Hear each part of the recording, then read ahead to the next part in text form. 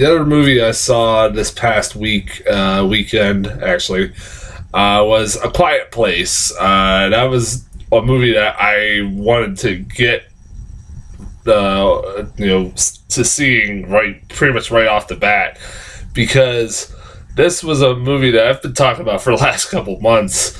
Because I've gotten this played trailers for this movie for almost nonstop for the last couple months, and I was really fucking impressed by the trailers of this movie.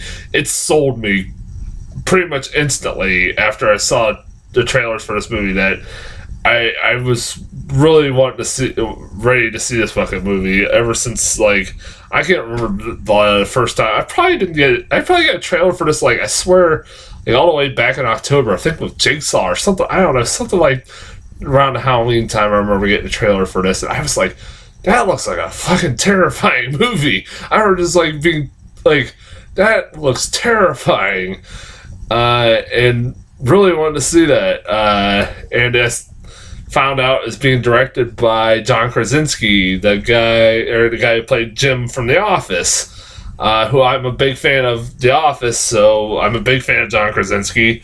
And I was like, all right, cool. He's making his first ever movie, and it's a horror film, and it looks really good. And even though it's being produced by Platinum Dunes, the company that remade such stuff as, like, did the remakes of Texas Chainsaw Massacre and Nightmare on Elm Street and The Hitcher and Friday the 13th, and they've been known to make a lot of shitty horror movies, especially remakes. But this is like a pretty original fucking film, like one of the first times in a while they've done a horror film that's pretty original. And well, I've been saying, for the past few reviews that this year in film has been pretty dull and forgettable so far. This is the one fucking movie that is a fucking standout. This movie is easily the best film I've seen so far this year. Easily, hands down, 100%. One of the best fucking films, one of the best horror films I've seen in a while, and let alone the best film I've seen so far this year. Of course, it's April. I mean, that don't mean anything. We still got 8 months to go, but for such a lackluster start for this year, this is the standout, the movie that has stood out from the rest of the fucking pack easily. This is a goddamn good movie. It's an intense, terrifying thriller that, man, oh man, it's one of those movies I don't want to spoil much about it, and don't want to say much about it because it's so good, and I don't want to spoil it for people, and I recommend people fucking check it out. But I'll still review it, but it's like, still, like I said, I'm going to try to get not as spoiler, or be as spoiler, I'm going to try to be as spoiler free as I can with this film. It's not like a really, surprising film, but it's still, like, you just don't want to give away too much about this fucking movie. The performances in this movie, while this movie is terrifying and everything, the performances in this movie are fucking great. I love John Krasinski in this film.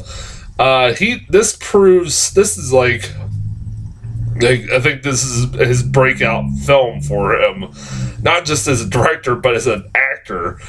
He's a guy who I've always liked, and hell, in The Office, he was a guy who used his facial expressions for a lot of his acting on that TV show, and surprise, surprise, when he's in a movie where he's doesn't have really any dialogue for about 99% of the movie, he's good at using his facial expressions, expressing emotions through his facial expressions, expressing a lot of goddamn things that are going on. Like, this is a guy who's tortured and has been through some shit, as you see throughout at the beginning of this movie. This is a family that's been through some fucking horrible shit.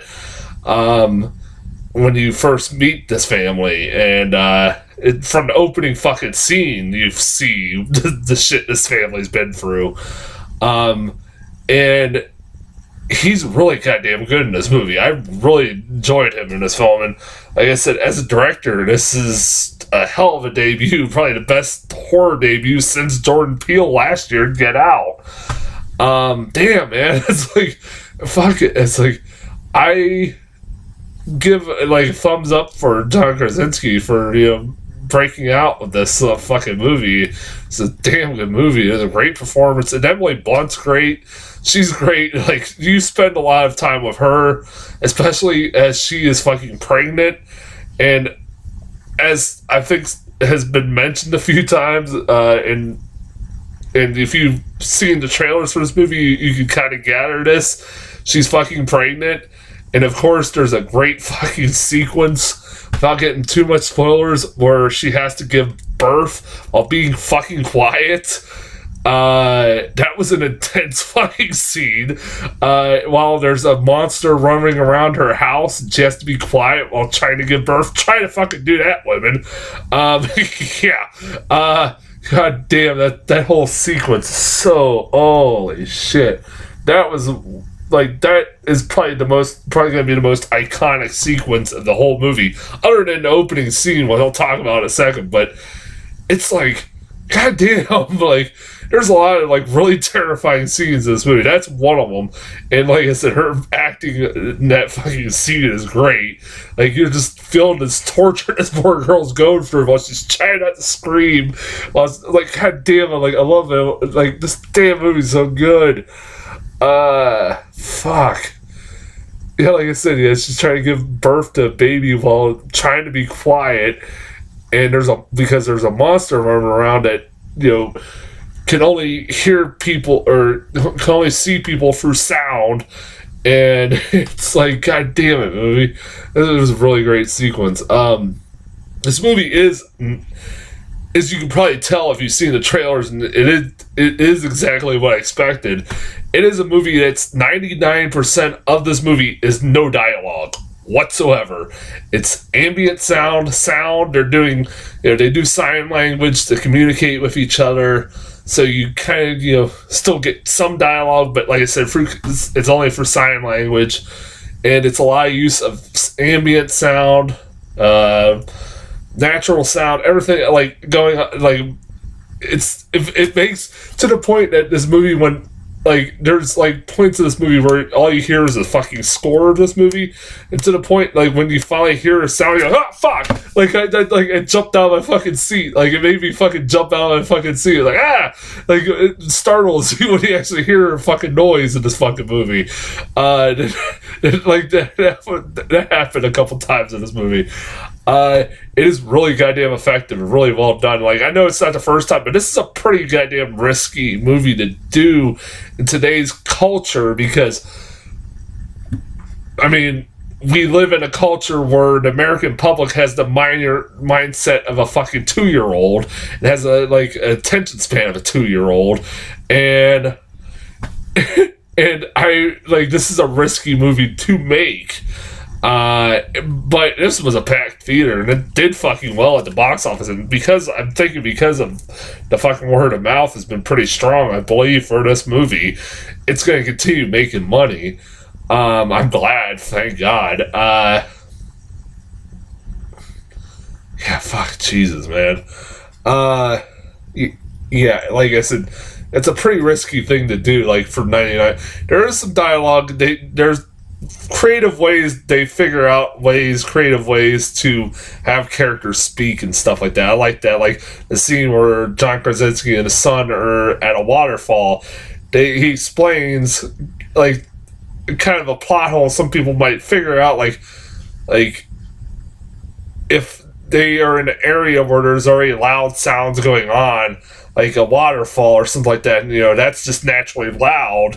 They can make noise because they're basically noise that they're making is being drowned out by the waterfall. I was like, that's kind of creative. That's like, that's cool, kind of creative. I like that.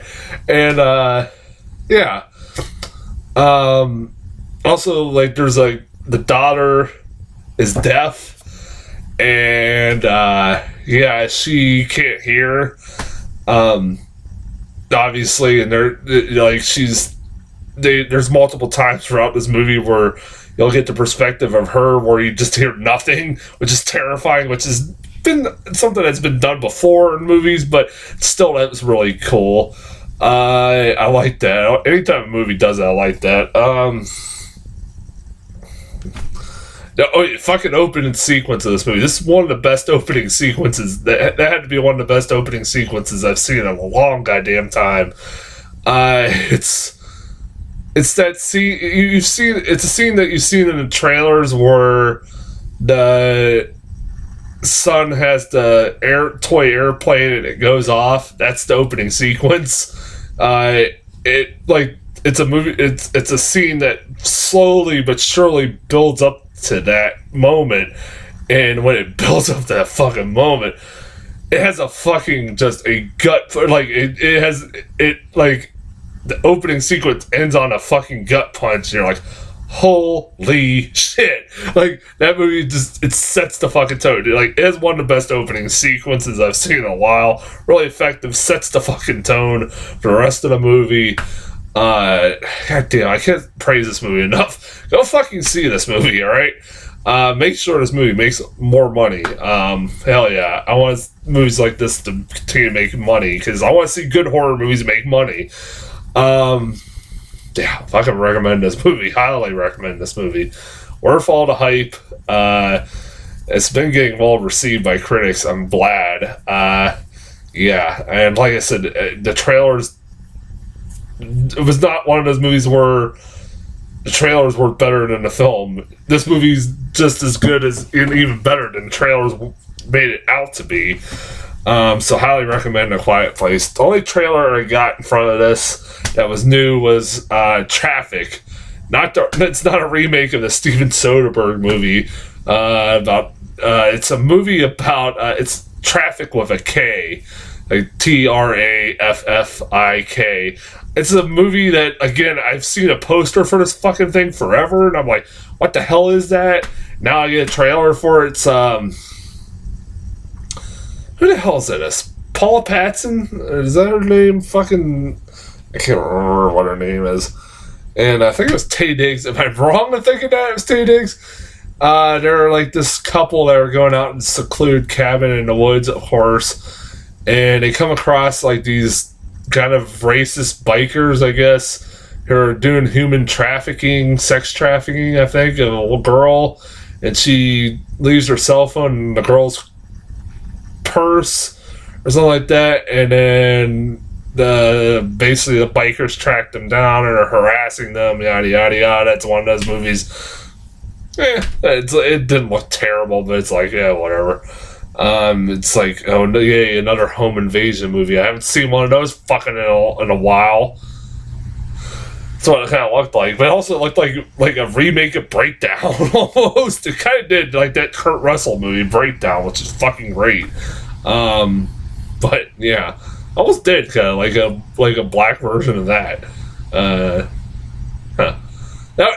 Which, yeah, I love the movie Breakdown, but yeah. Yeah, that's as far as trailers go. And go see A Quiet Place. Yeah, go see Ready Player One, but go see A Quiet Place first. I'll be back. I got 2 other reviews I do for Chappaquiddick and Blockers, which I haven't seen. Both I haven't seen yet. I just haven't had the chance yet. And I know this week I get Isle of Dogs. Yay.